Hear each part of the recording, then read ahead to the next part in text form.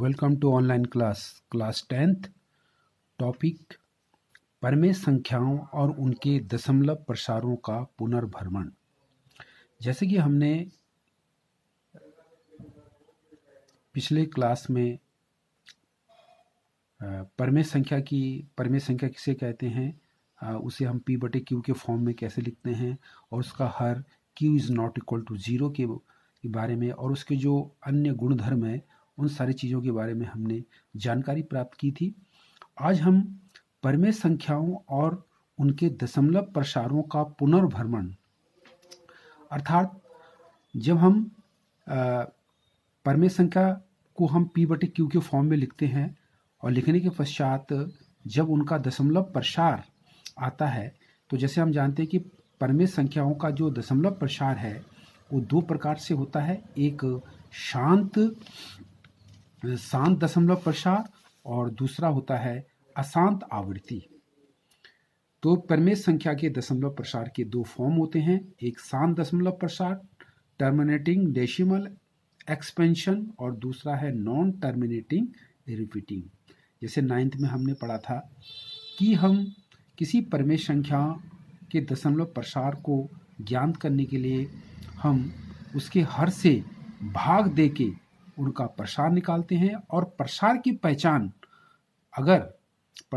पहचान भी जो है दो प्रकार से होते हैं। जैसे यहाँ पे कुछ एग्जाम्पल के माध्यम से हम समझा रहे हैं। जैसे अगर हम कुछ यहाँ पे एग्जाम्पल के तौर पे कुछ दशमलव प्रसार से दिए गए हैं, इन्हें गौर से हम देखेंगे। जैसे पहला एग्जाम्पल है 0.375, 0.104, तीसरा है 0.0875, फोर्थ है 23.3408। तो इन दिए गए प्रसारों को हम सबसे पहले परमेय संख्या p/q के फॉर्म में लिखेंगे, जैसे कि यहाँ पे लिखा जा रहा है। देखिए, सबसे पहले जो है 0.375 को हमने p/q के फॉर्म में कैसे लिखा। जैसे ये दशमलव संख्या है, दशमलव संख्या को जैसे आपने छोटी क्लास में आपने कक्षा 6 या 5 में आपने इसका अध्ययन किया है कि दिए गए दशमलव संख्या को हम किस प्रकार भिन्न के रूप में लिखते हैं। जैसे 0.375 को हमने 375/1000 कर दिया। अब 375/1000 है, 1000 को हम घात के रूप में कैसे लिखेंगे, क्योंकि 1000 में 3 शून्य होता है, तो इसको हम घात के रूप में 10⁻³ लिखेंगे। पावर इसको 10⁻³ के फॉर्म में लिखेंगे। फिर 375 का हम आवाज्य गुणनखंड करते हैं, तो आवाज्य गुणनखंड जैसे यहाँ पे 375 का आवाज्य गुणनखंड मतलब हमने जब 375 का हम गुणनखंड करेंगे, आवाज्य गुणनखंड करेंगे, तो ये इस फॉर्म में आएगा 3 × 5 × 5 × 5। तो हम इसको अगर घात के रूप में लिखना चाहेंगे, 3 × घात में लिखने का मतलब ये होता है किसी बड़ी संख्या को शॉर्ट फॉर्म में लिखना। तो यहाँ पे 3 अकेला है तो 3 केवल 3 लिखा जाएगा। 5 3 बार लिखा गया तो घात के रूप में 5/3 ऐसे हो जाएगा।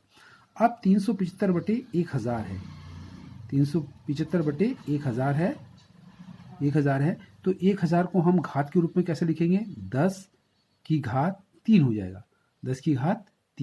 तो क्योंकि यहाँ पे 1000 में 3 शून्य होता है तो उसको 10 के फॉर्म में कैसे लिखेंगे, 10⁻³ यानी कि 10⁻³ हो जाएगी। फिर हम इसको ऐसे लिखेंगे 3 × 5⁻³ अब 10 को हम 2 और 5 आवाज्य गुणन में विभाजित कर देंगे। जैसे 10 की जगह पे हम लिखेंगे 2 × 5 और इनका पूरा जो घात है वो 3 है। तो हम इसको फिर सॉल्व करके लिखेंगे 3 × 5⁻³ और इसको हम दोनों को अलग अलग पावर के रूप में लिखेंगे, क्योंकि 2 × 5 की पूरे की पावर 3 है, तो यहाँ पे हम इसको लिखेंगे 2⁻³ × 5⁻³ हो जाएगा। तो ऊपर 5⁻³ नीचे भी 5⁻³ है, तो 5⁻³ से कैंसिल हो जाएगा, तो ये हो जाएगा 3/2⁻3। यानी कि जो हमारे पास जो पहला प्रसार था 0.35, इसको p/q के फॉर्म में लिखने के पश्चात हम इसके जो हर है उसको हम हर को हमने इसको सॉल्व किया, तो ये सॉल्व करके लास्ट में ये आ रहा है 3 बटे 2 की घात 3 के फॉर्म में हमने लिख दिया। तो एक एग्जाम्पल मैंने आपको सॉल्व करके आपको बताया। इस प्रकार से अदर्स एग्जाम्पल को भी आपने ऐसे ही करना है। 0.14 जो कि एक प्रसार है, इस प्रसार को हमने भिन्न के रूप में ऐसे लिखा, P बटे Q के फॉर्म में ऐसे लिखा जाएगा 104 बटे 1000। फिर वही 104 का हमने गुणनखंड किया तो 13 गुणा गए 2 की घात 3 आ रहा है। 1000 को फिर वैसे ही जैसे आपने ऊपर किया था, 2 गुणा गए 5 यानी कि 10 की घात 3 होगा तो 2 की घात 3, 5 की घात 3 हो जाएगा। फिर 2 की घात 3 से 2 की घात 3 कैंसिल हो जाएगा। 2 की घात 3 से 2 की घात 3 कैंसिल जब हो जाएगा तो 13 बटे 5 की घात 3 आएगा। इसी प्रकार इसको भी ऐसे ही करेंगे। 0.0875 को हम P बटे Q के फॉर्म में यानी कि भिन्न के रूप में ऐसे लिखेंगे 875 बटे 1000। फिर 1000 को 10 की घात के रूप में हम ऐसे लिखेंगे 10 की घात 4। 875 को हमने खंड किया तो ये आ गया 7 गुणा गया 5 की घात 3 जैसे ऊपर बताया गया था। और 10 को हम खंड करेंगे 2 और 5 के रूप में, 2 गुणा गए 5, इसकी घात पूरे की घात 4 है तो 2 की घात 4, 5 की घात 4। फिर उसके बाद यहाँ पे हम थोड़ा सा गौर से देखेंगे, 5 की घात 3 से 5 की घात 4 काटेंगे तो यहाँ से 1 5 बच जाएगा तो 1 5 ऐसे उतर गया तो हम इसको 10 बटे 2 की घात 4 गुणा गए 5 के फॉर्म में लिखेंगे। ठीक इसको भी इसी प्रकार से सॉल्व करके लिखेंगे। यहाँ पे 2,33,408 बटे 10,000 आएगा, इकाई दहाई सेकंड हज़ार 10,000। फिर इसको हम उसको P बटे Q के फॉर्म में लिखेंगे तो सॉल्व किया तो ये आएगा। तो इस प्रकार जब हमने किसी दिए गए प्रसार को P बटे Q के रूप में लिखने के पश्चात उसे हम सॉल्व किया तो ये आ रहा है। तो हम इस चीज़ को ये दिए गए प्रसार को जो P बटे Q के रूप में लिखने के पश्चात हमने जब सॉल्व किया तो इसे ध्यानपूर्वक हमें देखना चाहिए कि इसका जो हर आ रहा है, हमेशा हर जो पावर जो 10 आ रहा था 10 को हमेशा 2 और 5 के फॉर्म में हम ला रहे हैं। देखिए यहाँ पे ऊपर जो है इसका जो हर आ रहा है वो 10 के रूप में आ रहा है, यहाँ 5 के रूप में आ रहा है, फिर यहाँ पे 2 और 5 के रूप में आ रहा है, फिर यहाँ भी जो है 5 के रूप में आ रहा है। तो बोलने के मतलब है कि जो इस प्रकार के जो है हमने इसको सॉल्व किया, सॉल्व करने के बाद इसका जो हर आ रहा है वो 2 और 5 या फिर 2 या फिर 5 के रूप में आ रहा है। तो उससे हमें एक निष्कर्ष निकल रहा है। वो निष्कर्ष को हम एक प्रमेय एक थ्योरम के रूप में हम कह सकते हैं। हमारा जो रिजल्ट निकल रहा है ऊपर के उदाहरणों को देख के हमें ये एक निष्कर्ष ये निकल रहा है कि अगर दी गए प्रसार को अगर हम x मान लेते हैं, कोई राशि एक ऐसी उसको हम x मान लेते हैं, फिर उस x को एक ऐसी परिमेय संख्या के रूप में लिखते हैं जैसे ऊपर लिखा गया है, जिसका दशमलव प्रसार शांत है। ये हमेशा इसका हर जो है 2 या 5 या 2 या फिर 5 के रूप में आ रहा है। तो ये प्रसार जो है किस प्रकार का प्रसार है, इस प्रकार के प्रसार को हम शांत कहेंगे। तब x को P बटे Q के रूप में व्यक्त किया जा सकता है जहां P और Q सअभाज्य है। सअभाज्य मतलब जैसे इससे पहले भी बताया गया था, सअभाज्य का मतलब होता है P और Q एक के अतिरिक्त किसी दूसरी संख्या से विभाज्य नहीं होगा, उसे हम सअभाज्य या को प्राइम कहते हैं। यहाँ पे मेन जो भूमिका है शांत और अशांत की पहचान के लिए वो हर Q का आवाज्य गुणनखंड पर डिपेंड करता है।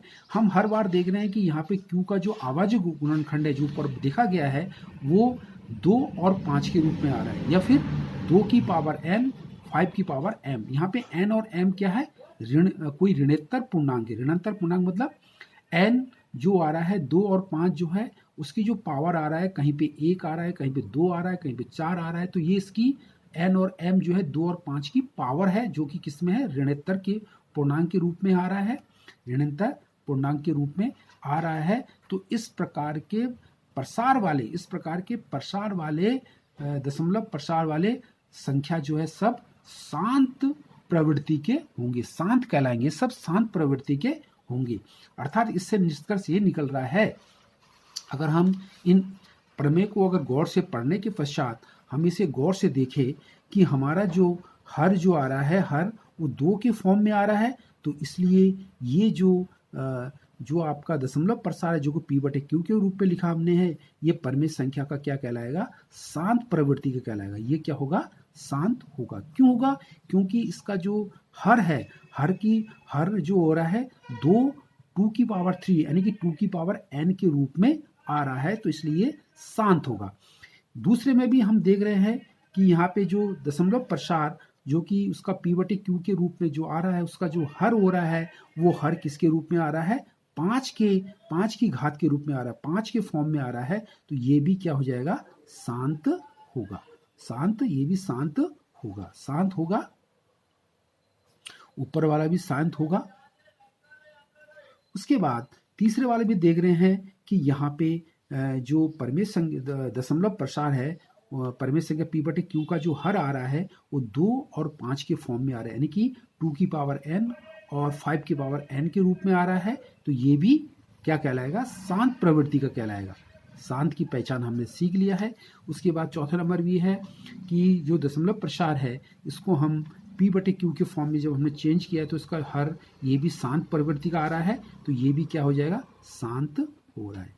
तो यानी कि इन उदाहरणों को सॉल्व करने के पश्चात, प्रसारों को p/q के फॉर्म में निकालने के पश्चात, q को अभाज्य गुणनखंड के रूप में परिवर्तित करने के पश्चात नीचे लिखे गए परमेश संख्या के आधार पर हम कह सकते हैं कि दिए गए दशमलव प्रसार शांत कब होते हैं, जब उनका हर 2 की घात n और 5 की पावर n के रूप में m के रूप में हो, या फिर उसका हर 2 की पावर n या 5 की पावर m के रूप में हो। तो इस प्रकार के दशमलव प्रसार शांत प्रवृत्ति के होंगे, वो परमेश संख्या के शांत दशमलव प्रसार कहलाएंगे।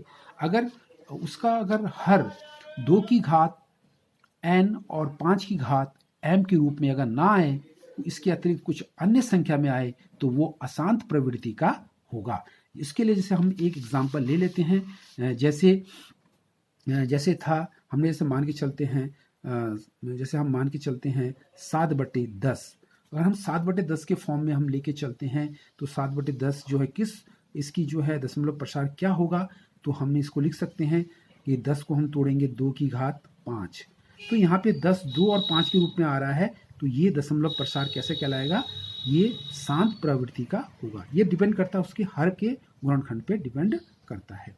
जैसे हमने एक चीज़ और यहाँ पे नोट करने वाली बात है कि शांत और अशांत की पहचान करने के लिए सबसे पहले मेन ये है कि जैसे आपने कक्षा 9th में, जैसे 9th में हम क्या करते थे, 1/7 है तो हम क्या करते थे कि 1 में 7 का भाग दे के दशमलव प्रसार निकाल रहे हैं कि इसमें भाग जा रहा है या नहीं जा रहा है। अगर भाग दशमलव रखने के बाद कुछ स्थान के पश्चात भाग पूरा चला जाता है तो हम उसको वहाँ पे शांत मानते थे, या भाग नहीं जा रहा है, भाग बढ़ता जा रहा है, भाग नहीं जा रहा है, तो हम उसे अशांत मानते थे। परंतु यहाँ पे हमें शांत दशमलव प्रसार का शांत और अशांत की पहचान करने के लिए हम जो यहाँ पे जो नियम है वो 10 की घात के रूप में लिख के अभाज्य गुणनखंड 2 की घात n और 5 की घात m के रूप में हम जो है परिवर्तित करके शांत और अशांत की पहचान करेंगे, जो कि एक नई विधि है, एक नया सिद्धांत है जिसके आधार पे आप शांत और अशांत की पहचान करेंगे। तो ये परमेश संख्या के दशमलव प्रसार का पुनर्भ्रमण के बारे में हमने जानकारी प्राप्त की। ऊपर उदाहरणों को समझने के पश्चात यहाँ पे गृह कार्य के रूप में कुछ आप लोगों को प्रस्तुत दिया जा रहा है। जैसे यहाँ पे दिया है कि बिना लंबी विभाजन प्रक्रिया किए, आप यहाँ पे भाग विधि से नहीं करेंगे। जैसे हम कक्षा 9th में करते थे कि भाग दे के दशमलव प्रसार ज्ञान करते थे, परंतु यहाँ पे आपने भाग नहीं करना है, बल्कि उसे हर को जो है 10 की घात के रूप में लिख के और 10 को 2 की घात n और 5 की घात n के रूप में परिवर्तित करेंगे। अगर परिवर्तित हो रहा है तो शांत है, परिवर्तित नहीं होंगे तो अशांत होंगे। तो कुछ एग्जाम्पल दिए गए हैं कि बिना लंबी विभाजन प्रक्रिया किए बताइए कि निम्नलिखित परमेश संख्याओं के दशमलव प्रसार शांत है या अशांत आवृत्ति की है। तो जैसे ये क्वेश्चन दिए गए हैं, आप इन क्वेश्चनों को ऊपर बताए गए विधि के आधार पर आप इन्हें सॉल्व करेंगे। ये आपके गृह कार्य के रूप में दिए गए हैं।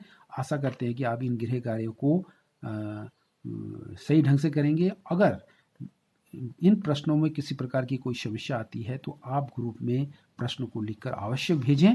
Okay, thanks.